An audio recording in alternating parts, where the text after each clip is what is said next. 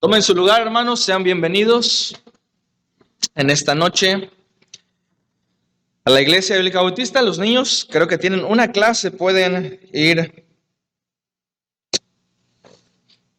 El resto de nosotros nos vamos a quedar y vamos a abrir nuestras Biblias, hermanos, en un pasaje bastante conocido y bastante habitual en cada una de las celebraciones que tenemos de la comunión, la Santa Cena.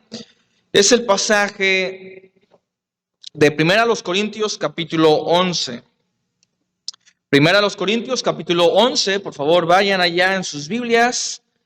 Voy a leer estos versículos a partir del versículo 17 al 34. Es una porción un tanto extensa.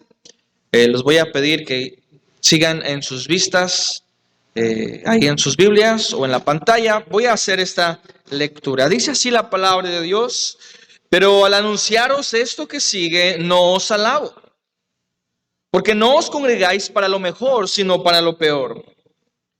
Pues en primer lugar, cuando os reunís como iglesia, oigo que hay entre vosotros divisiones, y en parte lo creo. Porque es preciso que entre vosotros haya disensiones, para que se hagan manifiestos entre vosotros los que son aprobados. Cuando pues os reunís vosotros, esto no es para comer la cena del Señor, porque al comer cada uno se adelanta y toma su propia cena, y uno tiene hambre y otro se embriaga. Pues ¿qué? ¿No tenéis casas en que comáis y bebáis? ¿O menospreciáis la iglesia de Dios y avergonzáis a los que no tienen nada? ¿Qué os diré? ¿Os alabaré?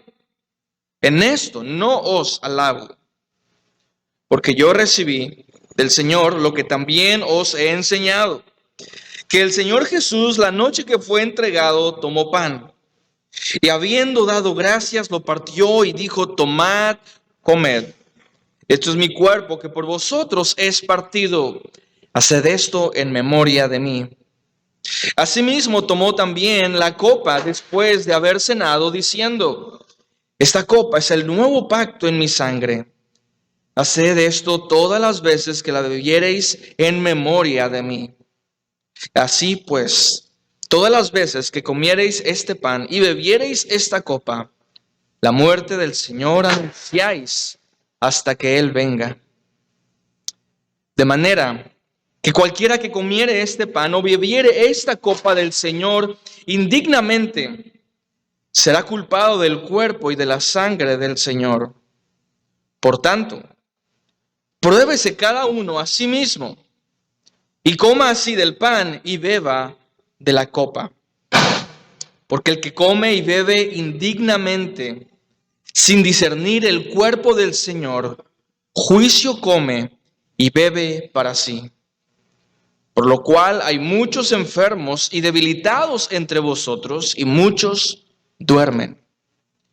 Si pues nos examinásemos a nosotros mismos, no seríamos juzgados.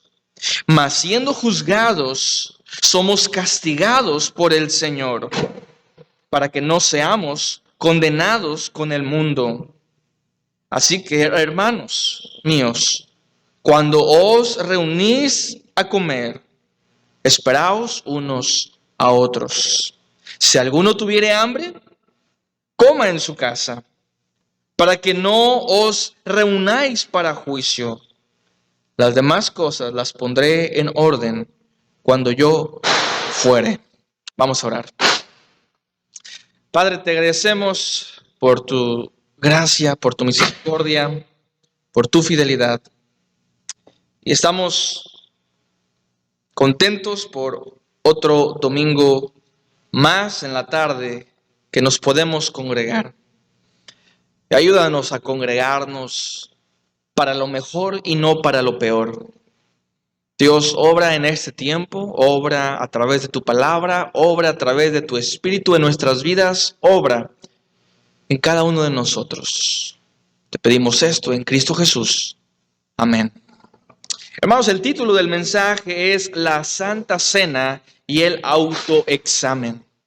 Este va a ser el tema a tratar en esta tarde, la Santa Cena y el autoexamen. Y en la mañana veíamos bastante acerca del autoexamen. Si tú recuerdas, estudiamos 2 que está el apóstol Pablo terminando en el capítulo 13, versículo 5, y dice: examinaos a vosotros mismos si estáis en la fe, probaos a vosotros mismos. Y siguiendo con la misma idea del autoexamen o de la autoevaluación, y como estamos a punto de tomar la Santa Cena, es necesario que una vez más recordemos esta necesidad imperante en cada uno de nosotros. Que podamos examinar nuestras vidas, que podamos evaluarnos a la luz de la palabra de Dios, que podamos hacer una correcta y honesta evaluación en cada uno de nosotros. Porque lo que estamos a punto de hacer, hermano, no es cualquier cosa. Estaremos delante de la presencia de nuestro Señor, teniendo comunión con Él a través de estos elementos como el pan y el vino. Y tenemos que entender varias cosas de este pasaje. Y me gustaría tomarlo como en 3 encabezados, 3 puntos. El primer punto es el recordatorio de la cena. A través de la cena, a través de este acto de llegar y tomar el pan y el vino, lo que tenemos es que traer algo a nuestra memoria.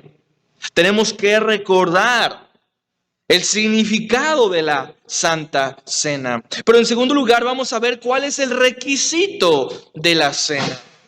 Y una cosa es lo que vamos a nosotros recordar durante la cena. Cuando estemos comiendo esta cena, estos elementos, tenemos que recordar, pero también antes de tomar la cena, hay un requerimiento. ¿Sí? Hay un requisito de la cena. Y la tercera cosa es la respuesta de la cena. Lo que debemos de recordar o pensar después de que nosotros tomamos la cena. ¿Cuál es la respuesta que debemos de tener nosotros?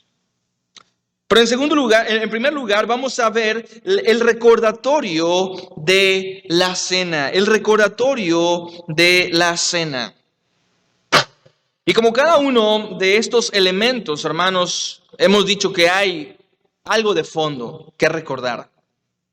Necesitamos entender que cuando nosotros tomamos el pan, cuando nosotros tomamos el jugo, esto es una representación de algo que efectivamente sucedió. Y el apóstol Pablo nos transporta a ese mismo momento en donde el Señor Jesús mismo tomó esta cena con sus discípulos. Y a partir de ese momento, sabemos que es una de las ordenanzas, la Santa Cena. Y nosotros acostumbramos en nuestra iglesia cada vez en cuando, cada 3 meses aproximadamente, nosotros tomamos la Santa Cena. Pero sabes, una de las cosas que son complicadas, cuando haces algo repetitivamente, después de algún tiempo te encuentras haciendo lo que sabes que debes de hacer, pero sin sentirlo, sin reflexionar realmente en lo que estás haciendo. Y no sé si te pasa, pero muy seguido, ¿verdad? Nos levantamos y es como funcionamos en automático.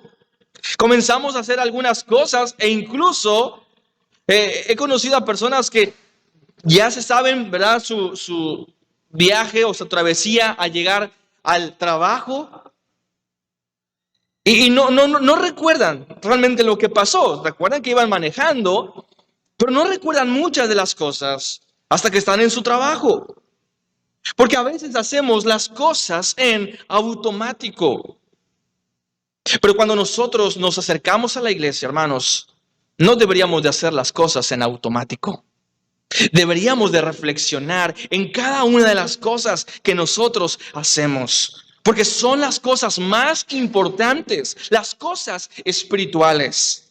Pero hay una delgada línea entre lo que es la tradición y la devoción. Podríamos comenzar con devoción haciendo algo, pero con el paso del tiempo, al tener esa devoción de hacer algo constantemente, algo espiritual, que sabemos que está bien, pero al hacerlo repetitivamente, esa devoción muy fácilmente se podría convertir en una tradición, en una ritualidad, en un ritualismo, en simplemente un acto que hacemos, como estamos diciendo, sin realmente pensarlo o analizarlo. Puedes comenzar con un genuino celo por agradar a Dios y puedes terminar con hipocresía. Puedes terminar simplemente con una religiosidad. Y quizá el mejor ejemplo de esto es el pueblo de Israel. El pueblo de Israel, sobre todo cuando ellos regresaron del exilio de Babilonia y luego de Persia. ¿Recuerdas ahí en Esdras, Nehemías? Nos hablan de un avivamiento del pueblo. Ellos restauraron el templo.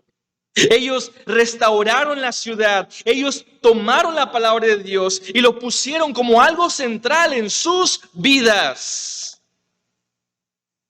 Y en este momento surgen varios grupos de hombres celosos de la ley.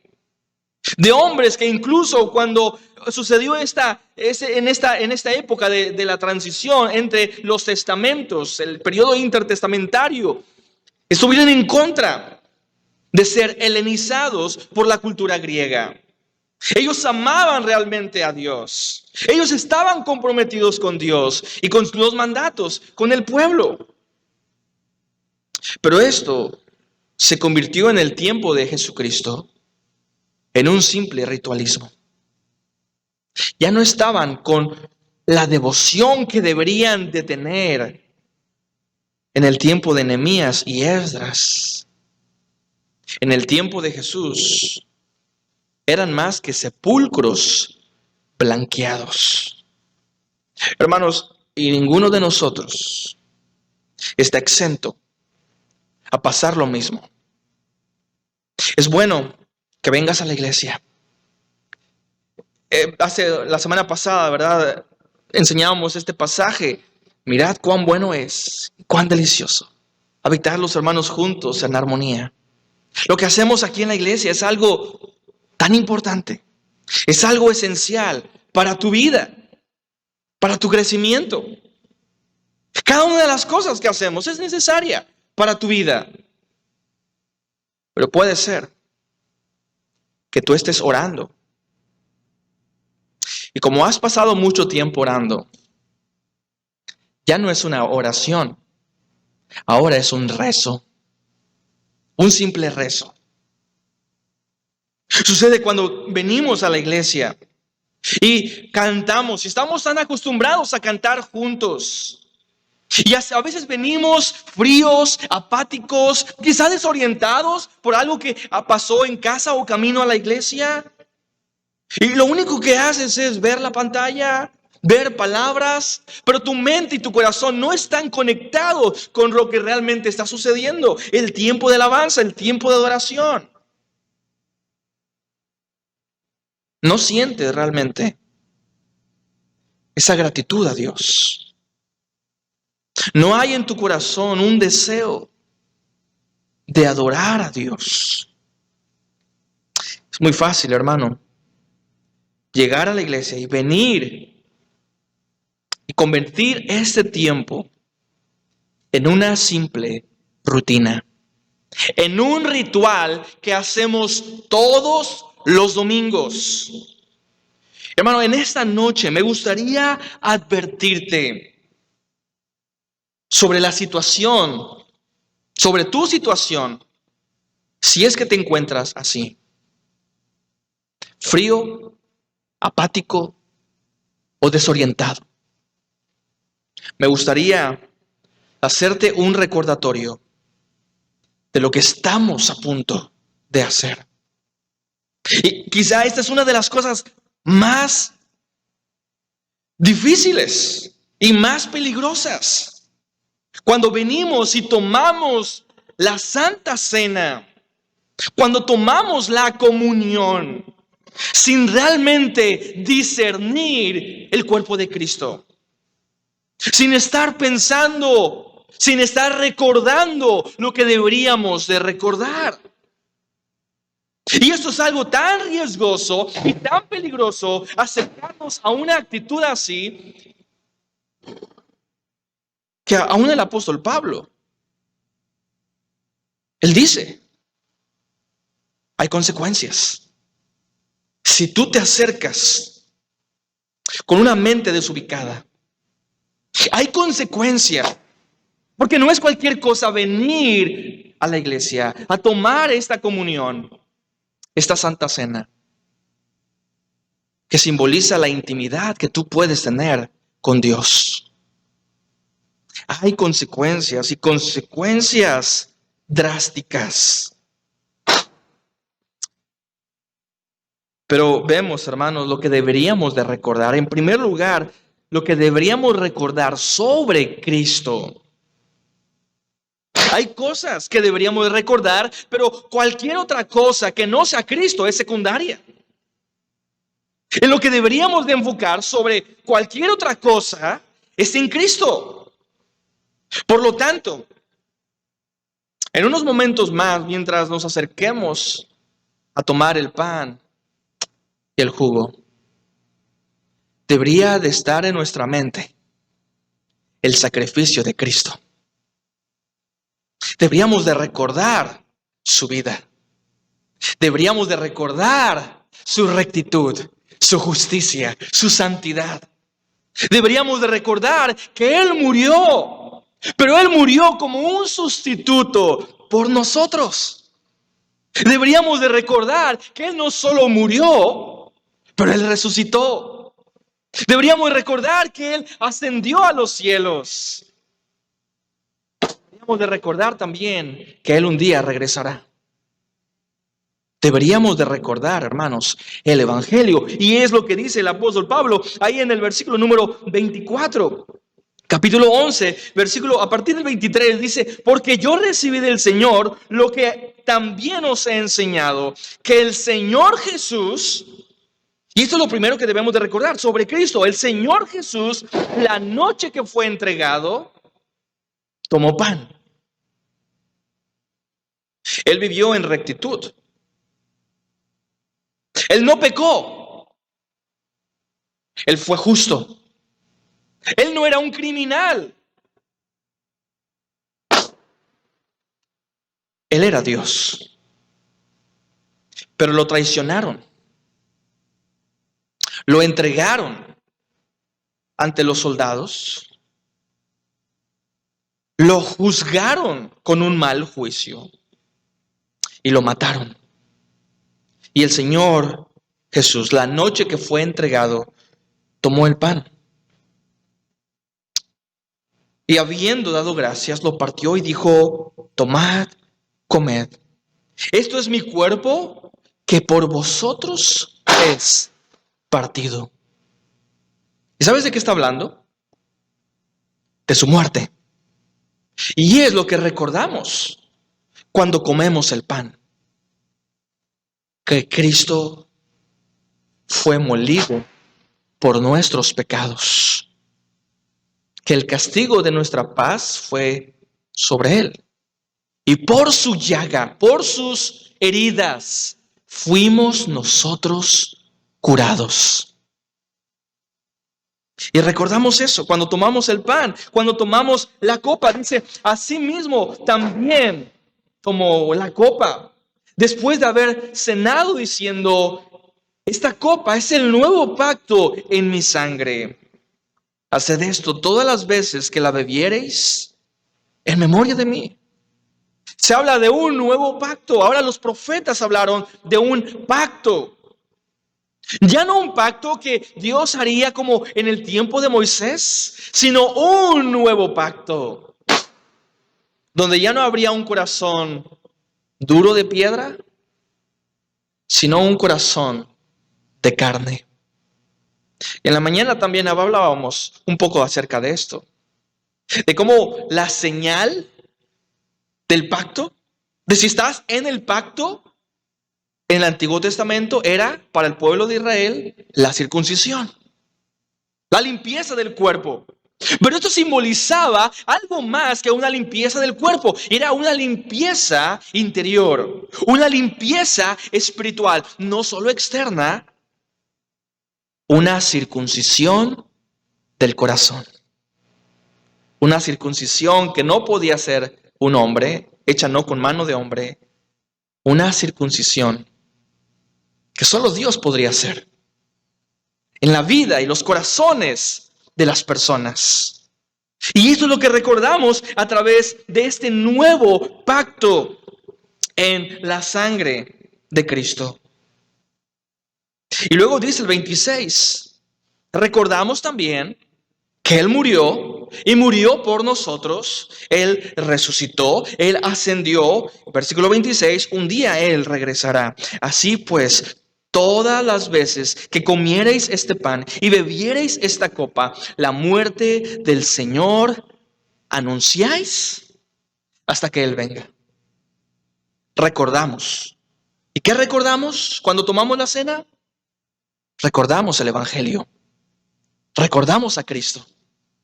Recordamos que Él murió por nosotros, que Él resucitó con el poder de Dios y que un día Él regresará por nosotros. Para que donde Él está, nosotros también podamos estar. Pero la segunda cosa que también tenemos que recordar es su cuerpo. No solo tenemos que recordar a Cristo, pero también es un recordatorio sobre el cuerpo de Cristo, que es la iglesia. Nosotros, hermanos, somos el cuerpo de Cristo. Y si tú ves un poco el contexto de lo que está pasando aquí, sucede que es una iglesia. La iglesia en Corinto hay muchas rivalidades. Hay muchas diferencias, hay pleitos y aún desde los primeros 4 capítulos el apóstol Pablo deja bien en claro las rivalidades, las divisiones que hay en esta iglesia. Que unos dicen yo soy de Pablo, yo soy de Cefas, yo soy de Apolos y otros dicen yo soy de Cristo. Nos damos cuenta que se están llevando a los juzgados, se están demandando los unos a los otros. Y en este pasaje nos damos cuenta un problema más específico respecto a las relaciones entre ellos. Sí había divisiones, sí había pleitos, pero se nos habla de un problema más específico en estos versículos. Y comenzamos ahí en el versículo 17, retomando unos versos atrás, dice, pero al anunciaros esto que sigue, el apóstol Pablo dice, no os alabo, porque no os congregáis para lo mejor, sino para lo peor. Están reuniéndose, pero no hay nada de adoración.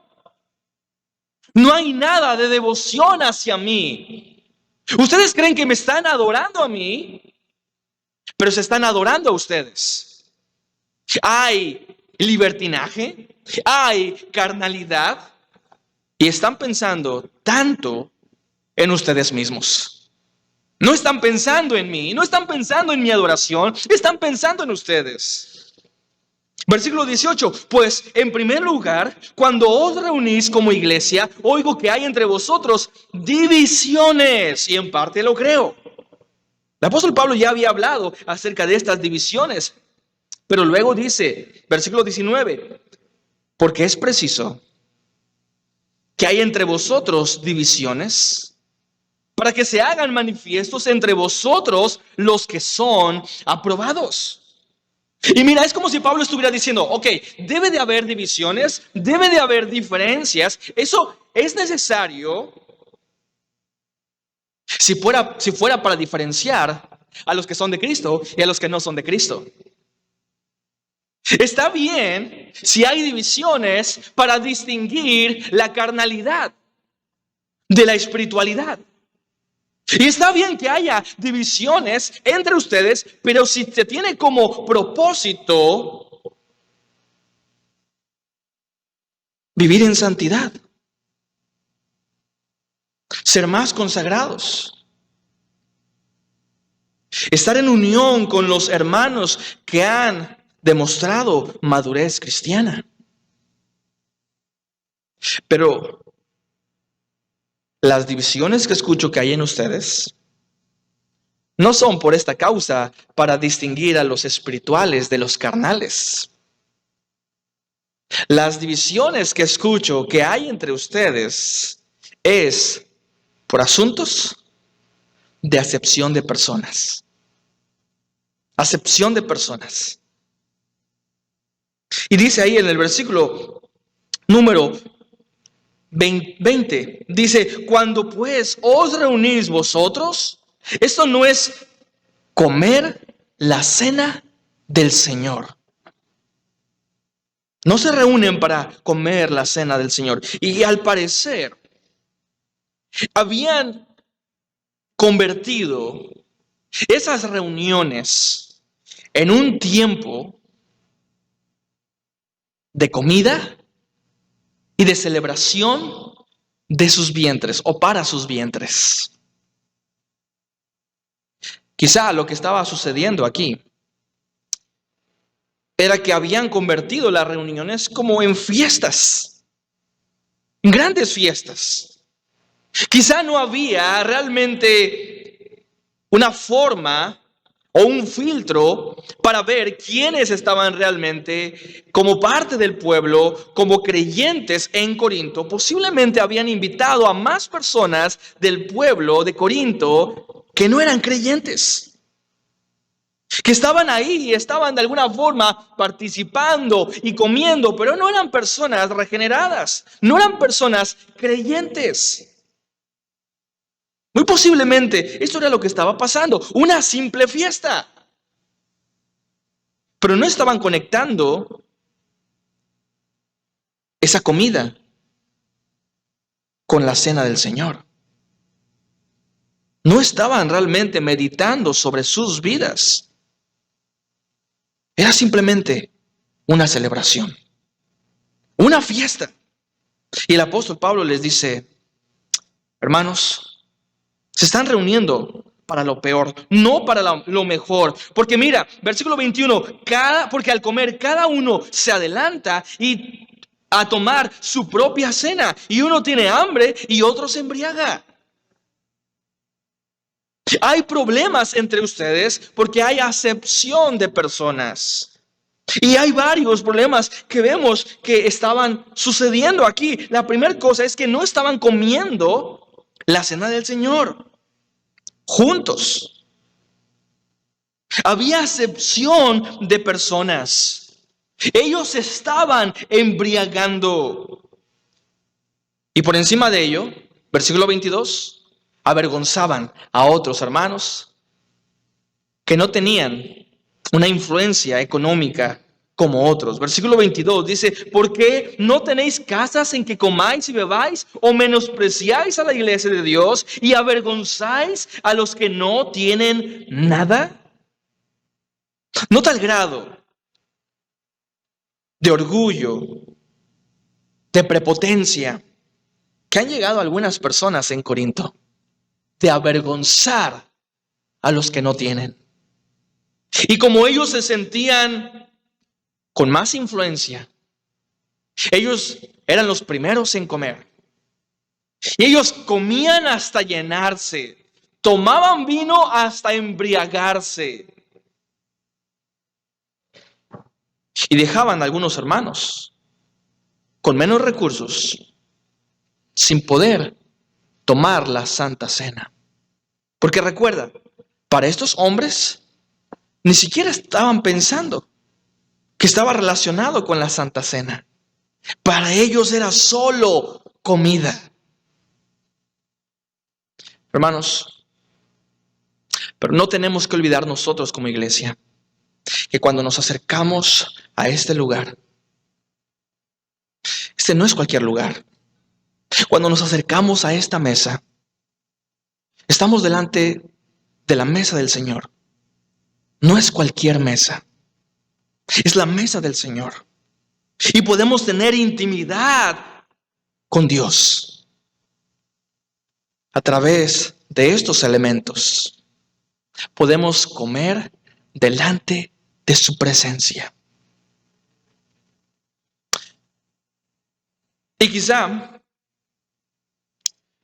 nosotros no vemos lo que está pasando el día de hoy y no lo comparamos con estas situaciones de pecado que acabamos de ver que había en Corinto.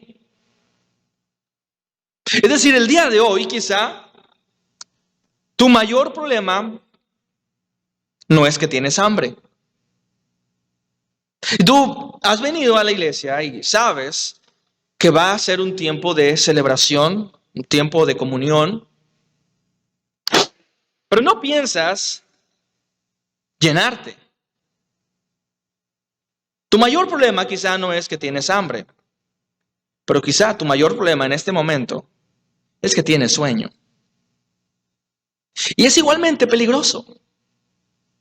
Es peligroso cuando realmente nos acercamos a Dios y pensamos más en mis necesidades físicas que en mis necesidades espirituales.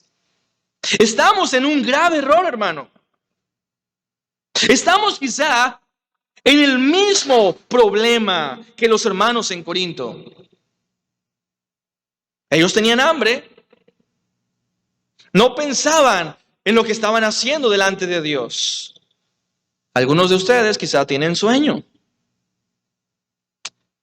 y no piensan que estamos delante de la presencia de Dios.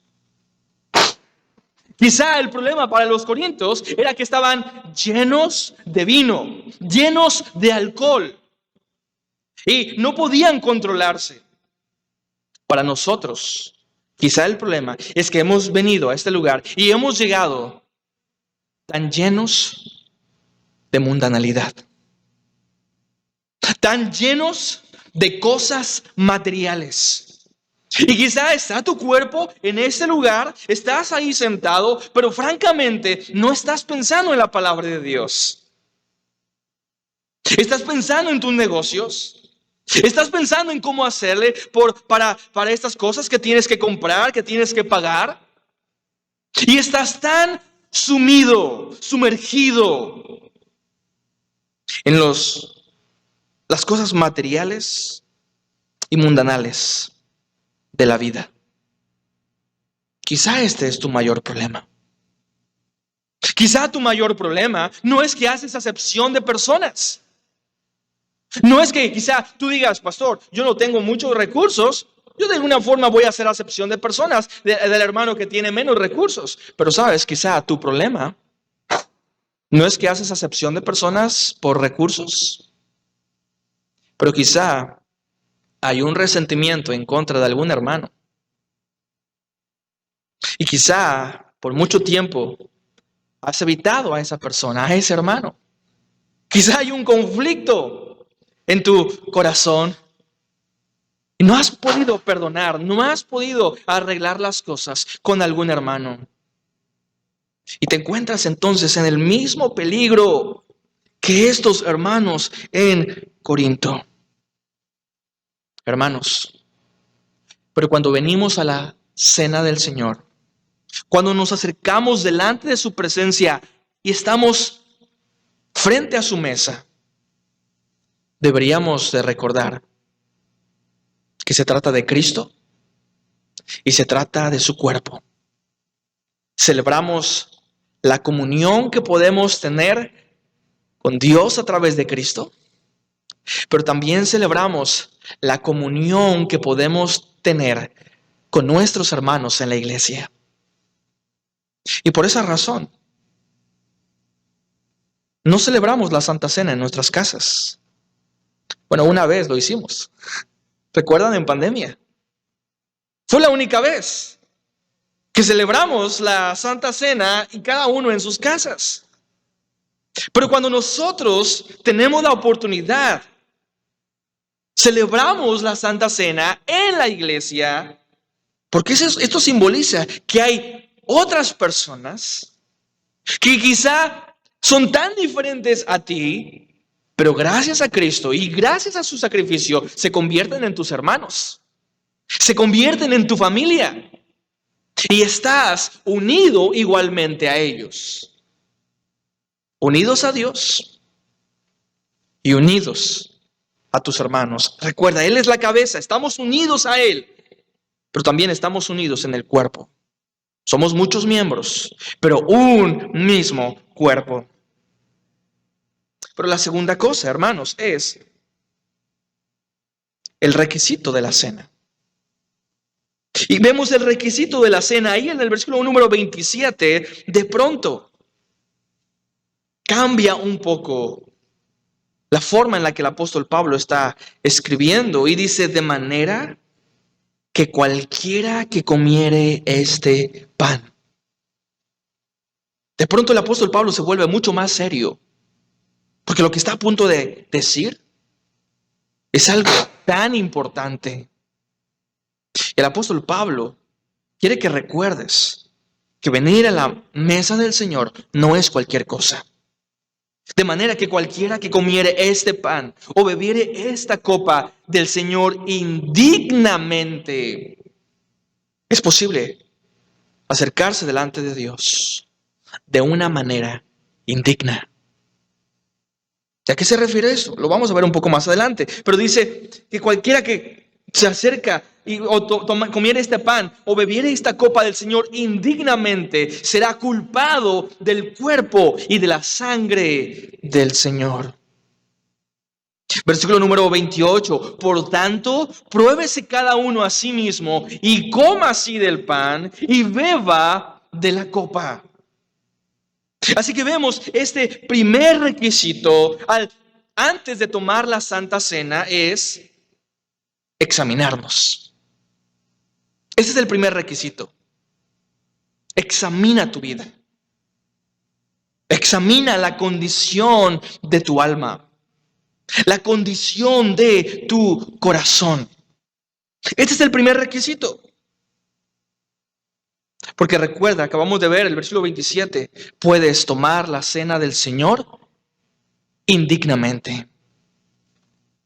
Ahora, ¿qué significa tomar la cena del Señor indignamente? Y quizá esto ha generado mucha controversia y muchas dudas respecto a qué es tomar la cena del Señor indignamente. Ha habido muchas confusiones, quizá por este pasaje. Y a veces creemos que comer la cena del Señor indignamente es acercarnos a este momento de la Santa Cena con una vida de rectitud sin haber cometido ni un solo pecado. Como si de nosotros dependiera ser dignos de tomar la cena. Porque este día no pequé. Este día yo me guardé en completa y total rectitud. Y cuando pensamos que es eso, que tomar la cena del Señor dignamente es no pecar, esforzarme por no pecar, podrías estar acercándote a este lugar con orgullo. Y eso es pecado. Cada vez que nosotros vamos a tomar la cena, debemos de examinar nuestras vidas. ¿Y sabes qué vas a encontrar siempre? Pecado. Cada ocasión que tú examines tu vida, vas a encontrar pecado. No hay ni un solo momento en tu vida donde te evalúes a ti mismo y encuentres rectitud. Habrá pecado en nosotros. Y cuando vemos pecado, hermanos, eso significa que también podemos ser perdonados. Pero tenemos que evaluarnos. Tenemos que pensar. Este es el primer requisito, examinarnos a nosotros mismos. Nosotros somos bastante... cuando vamos a comprar algo, somos muy buenos para examinar las cosas. ¿Se habían dado cuenta de eso? Cuando vas a comprar un electrodoméstico, lo que haces es verificar las marcas, examinar, ¿verdad? Que es justo lo que tú necesitas. Examinar las cosas. Cuando vas a comprar ropa, haces exactamente lo mismo. Miras la tela, la examinas. Incluso cuando comemos, estamos examinando lo que estamos a punto de comer. Hermano, es una práctica que hacemos muy constantemente en nuestras vidas. Examinamos las cosas. Pero no es posible que cuando nos acercamos a la iglesia somos tan indiferentes y no examinamos nuestro corazón. Debería de ser una práctica también muy continua en nuestra vida. Examinarnos constantemente. No solo cuando tomamos la Santa Cena, cada ocasión en la que venimos a la iglesia, pero con mucho más razón cuando estamos a punto de tomar la cena. Porque no es cualquier cosa. Es algo realmente peligroso acercarse a la cena, a la mesa, sin realmente discernir lo que está pasando. Puedes estar tomando la cena del Señor de una manera indigna. Y para esto, hermanos, hay consecuencias. Recuerda, no hay consecuencias. Por ejemplo, en la Biblia no encontramos consecuencias cuando llegas a la reunión y si estás un poco distraído o cuando cantas, ¿verdad? Y no cantas no hay consecuencias tan graves. Pero cuando tomas la Santa Cena del Señor sin pensar y meditar, sí hay graves consecuencias. No es cualquier cosa lo que estamos a punto de hacer. Y necesitamos, hermanos, examinarnos. Todos necesitamos examinarnos. Cada vez que vienes a la iglesia.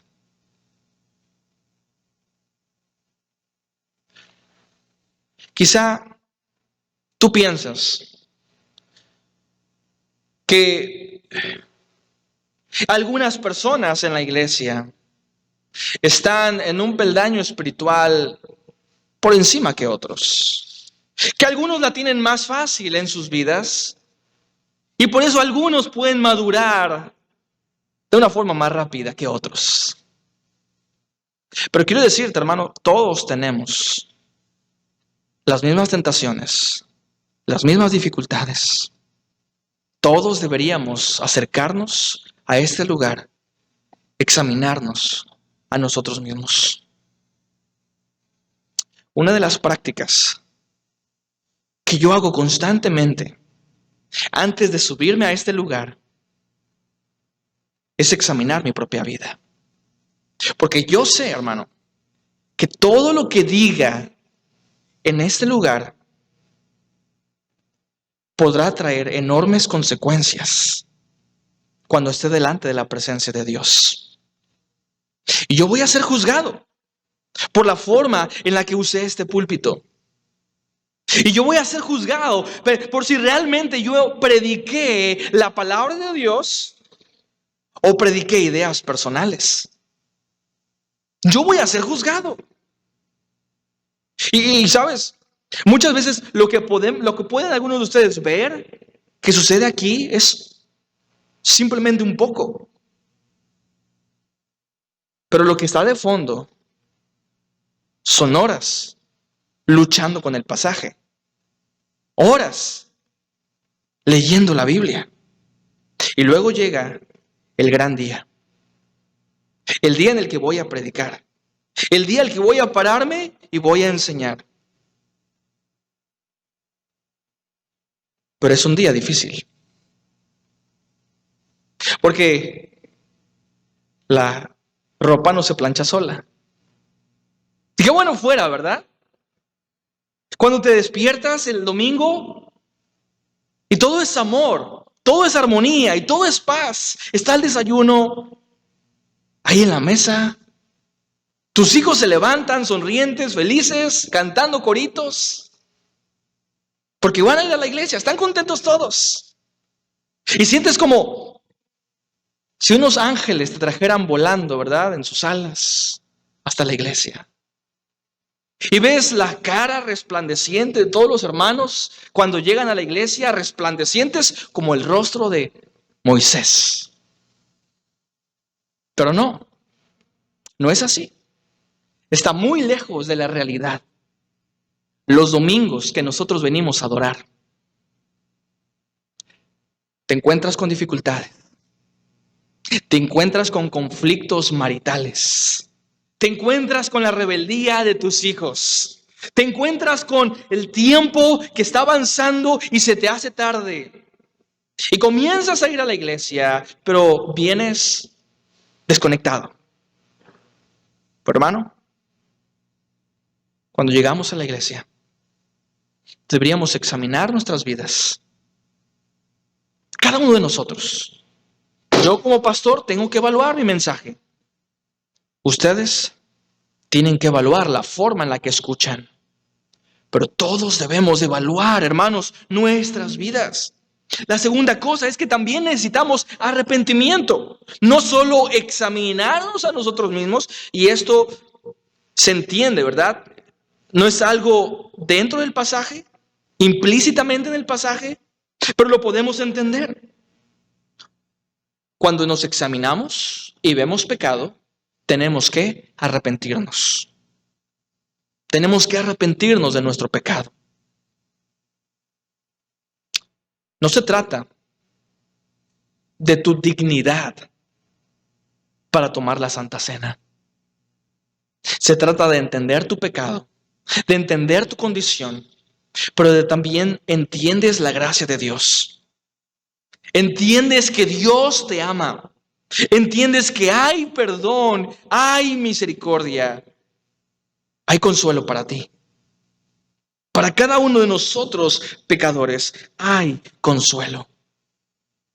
Y lo que tienes que hacer entonces, una vez que has examinado tu vida y has encontrado pecado, que recuerdas siempre lo habrá, tienes que arrepentirte. Hermano, el mandato de Pablo nunca es examinarnos y si encontramos pecado, no tomar la Santa Cena.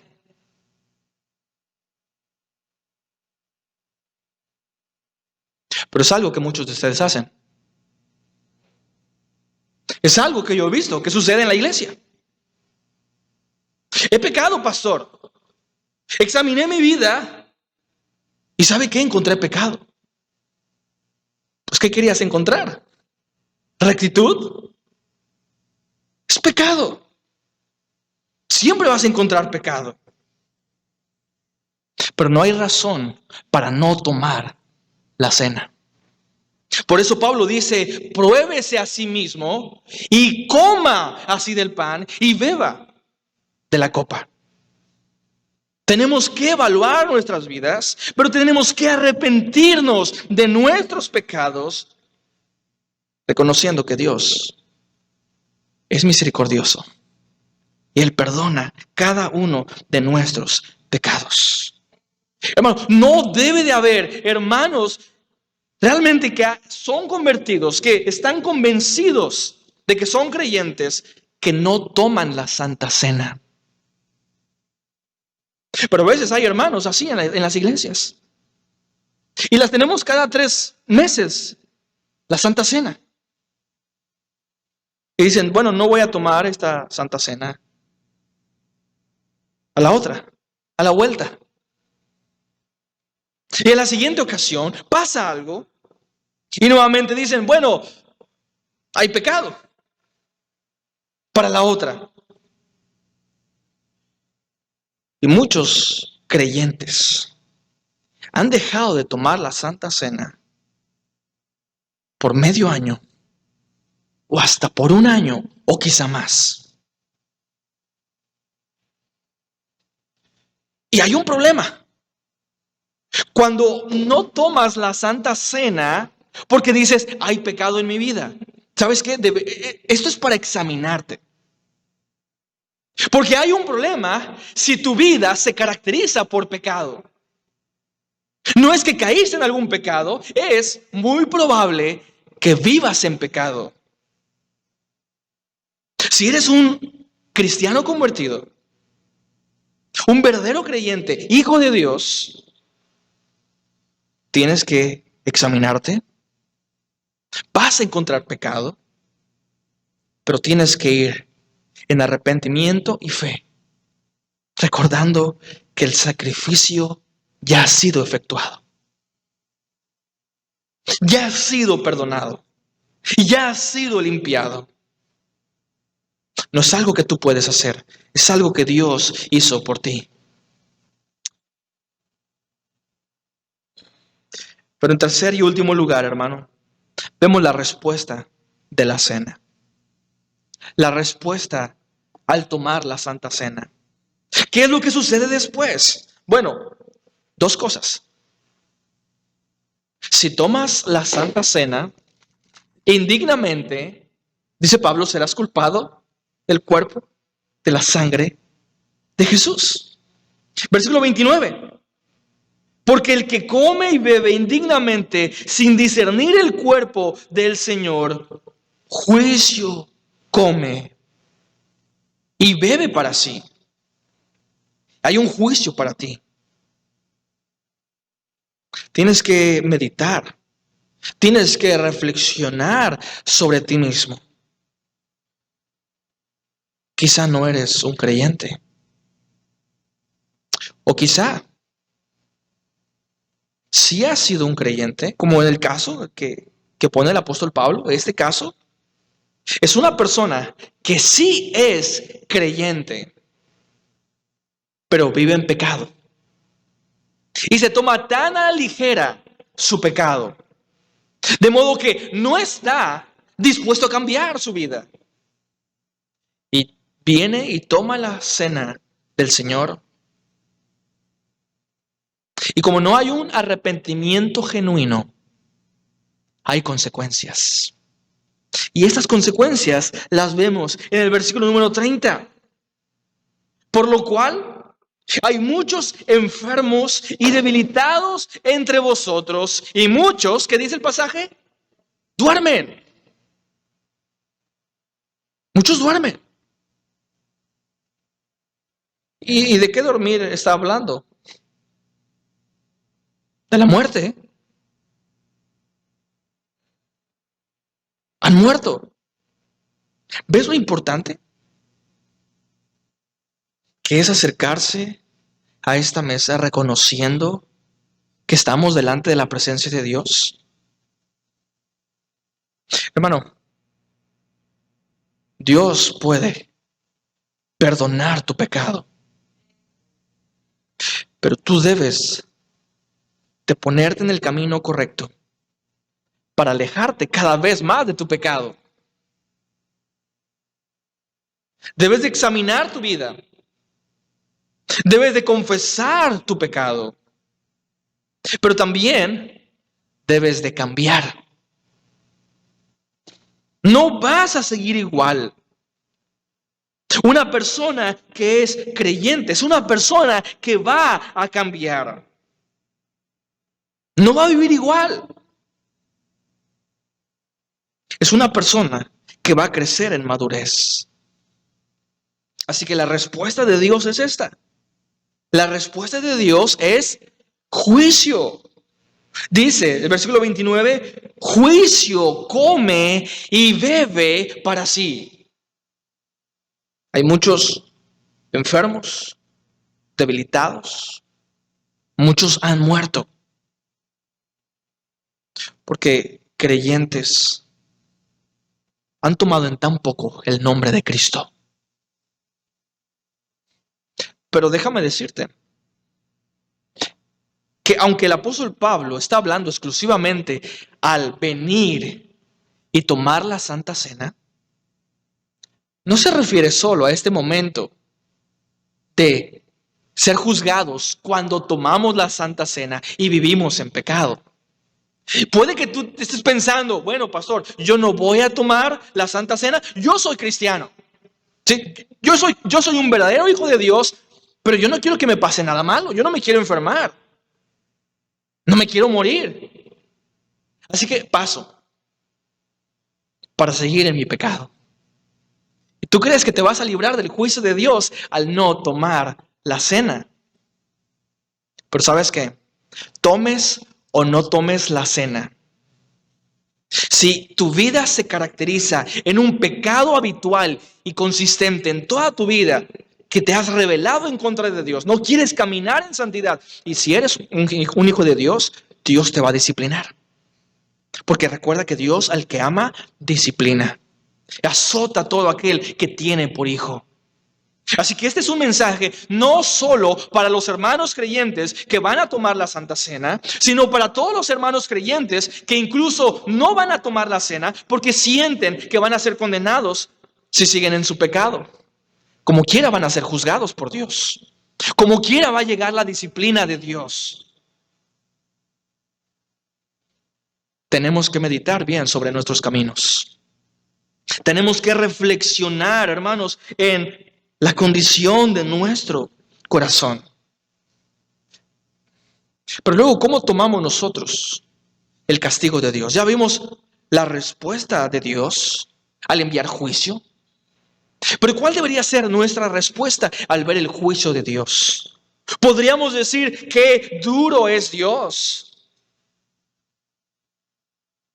Qué cruel es Dios castigando a los creyentes. Pero de ninguna manera podemos decir esto. Hermano, Dios no es cruel. Dios no es injusto. Él es justo. Y precisamente porque Él es justo, Él tiene que actuar en base a su justicia y en base a su santidad. Cuando hay en el pueblo personas que persisten en pecado, Él tiene que actuar de esa manera, con una dura disciplina.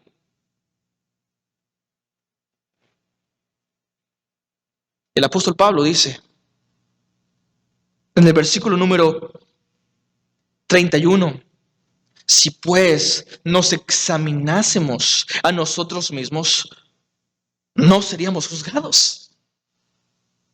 Si evalúas tu vida y si te arrepientes y si confiesas tu pecado y si cambias tu vida y buscas la santidad de Dios, no vas a ser juzgado. Pero,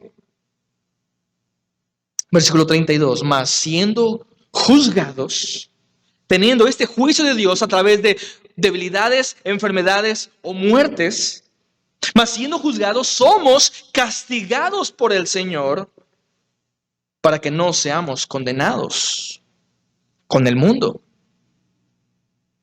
Y podríamos ver incluso, hermano, la gracia de Dios en el castigo. La gracia de Dios en el castigo. Dios va a elegir castigarte, disciplinarte, quizá con una enfermedad, con un padecimiento, para que entiendas que debes de cambiar. Y quizá, si tú persistes en pecado, a Dios no le va a quedar otra opción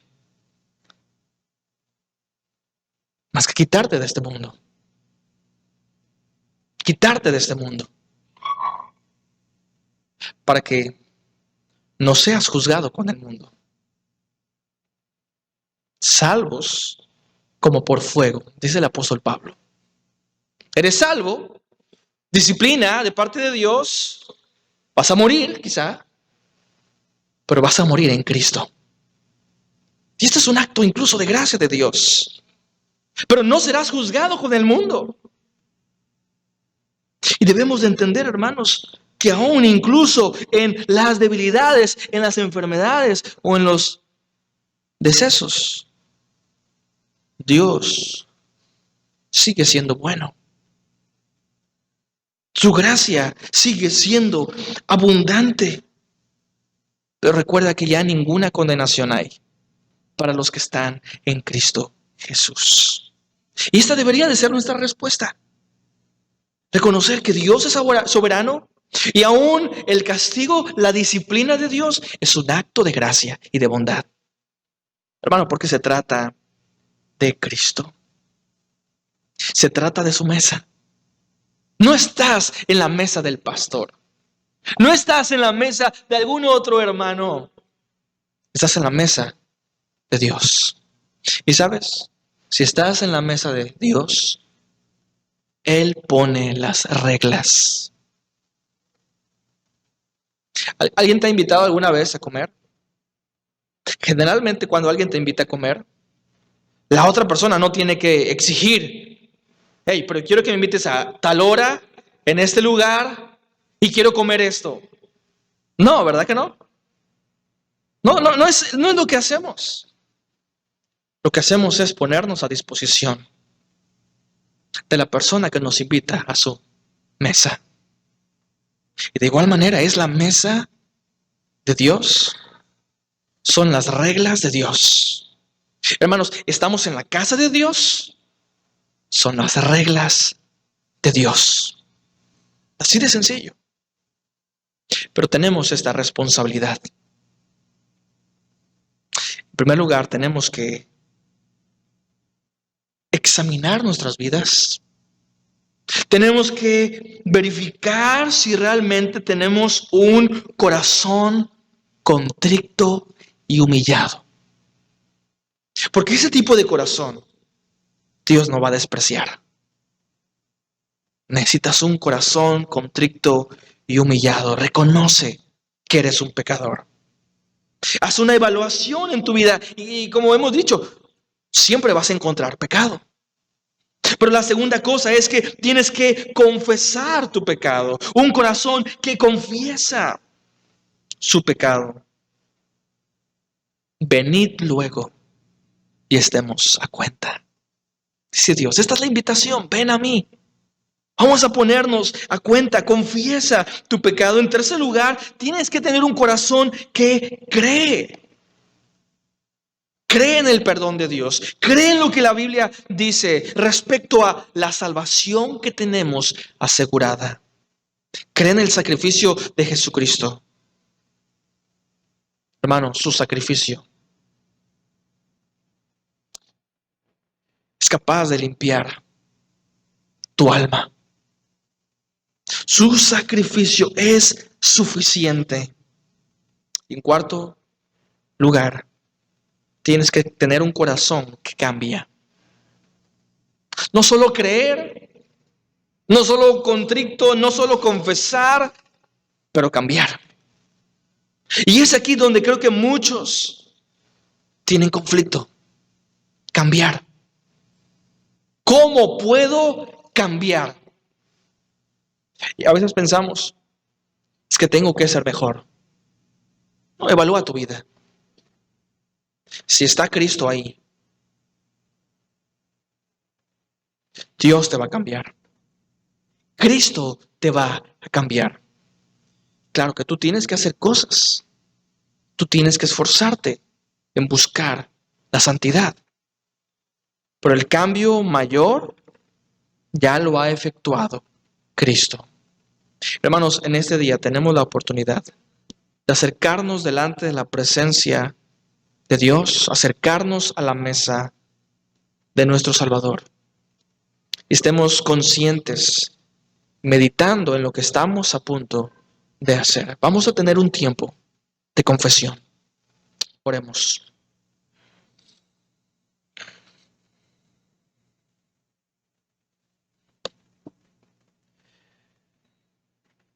Dios, reconocemos nuestras maldades. Reconocemos que somos pecadores, que nos hemos corrompido, que nuestras maldades, nuestras perversiones nos hacen alejarnos de ti. Pero estamos, Dios, aquí para confesar todo pecado, para reconocer que tú eres bueno, eres amoroso, tú eres fiel y justo para perdonar nuestros pecados y limpiarnos de toda maldad. Dios, si queremos estar delante de tu presencia, tomando esta comunión y recordando que tú eres el único objeto de adoración en nuestras vidas. Oh Dios, permite que nuestro corazón pueda honrarte, que nuestros pensamientos también estén centrados en tu sacrificio. Oh Dios, perdónanos, porque hemos pecado tanto, pero ayúdanos por el poder de tu Espíritu a cambiar. Dios, te rogamos que nos limpies. Oramos en Cristo Jesús. Amén.